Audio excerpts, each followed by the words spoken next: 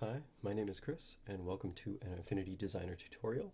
Today we will be creating a custom signature piece like this. It has a transparent background and is color changeable, basically to put on your finished art pieces to add a little bit of flair and professionalism.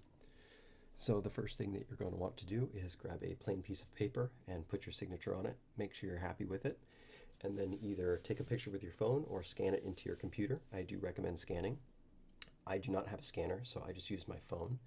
But as you can see, I fat fingered the shadow down there. So what we're going to have to do is take a square marquee and just take the good part out, make a duplicate of it. If you scanned in or you took a better photo, don't worry about this step. It's all going to be the same afterwards. I'm going to go ahead and just delete that bottom layer there, so we're just left with this one here.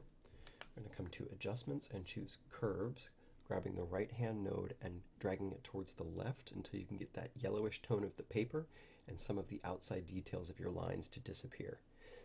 Then you're going to grab the left hand node and drag it towards the right, making sure the black levels come up so it gets darker. If you start to get too many black artifacts, you've gone too far, but basically just bring it to a point that you're looking pretty happy with it. So I'm liking that right there. Now we're going to grab the flood select tool. I'm liking about 20% is a good place to start with. And so we need to make sure we're in the right layer. Right now we're in the curves and we want to be on the signature layer. So now you can see the marching ants around the outside of the design, but it's not inside this loop.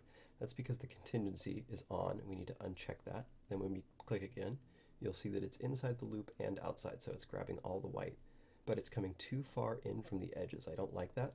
So we're going to take the intensity down a little bit. You can also click and hold and drag with your mouse and change the intensity that way without having to use the scroll wheel.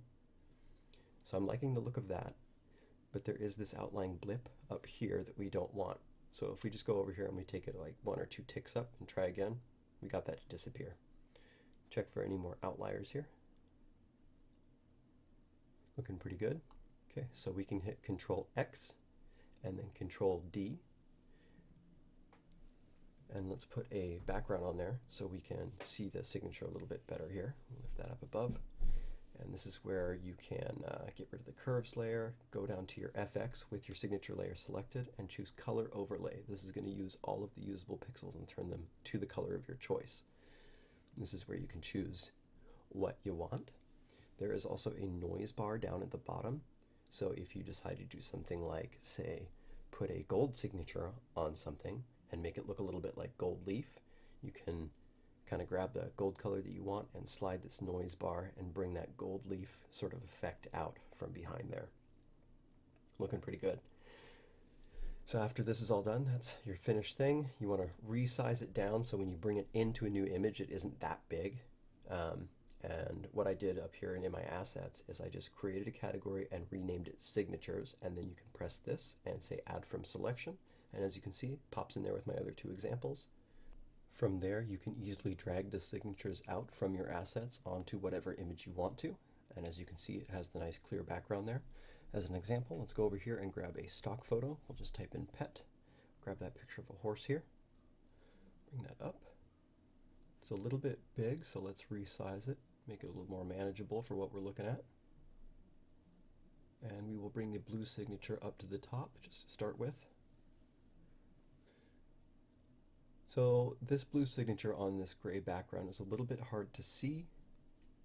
I'm thinking that the gold one might look a little better, so let's try that instead.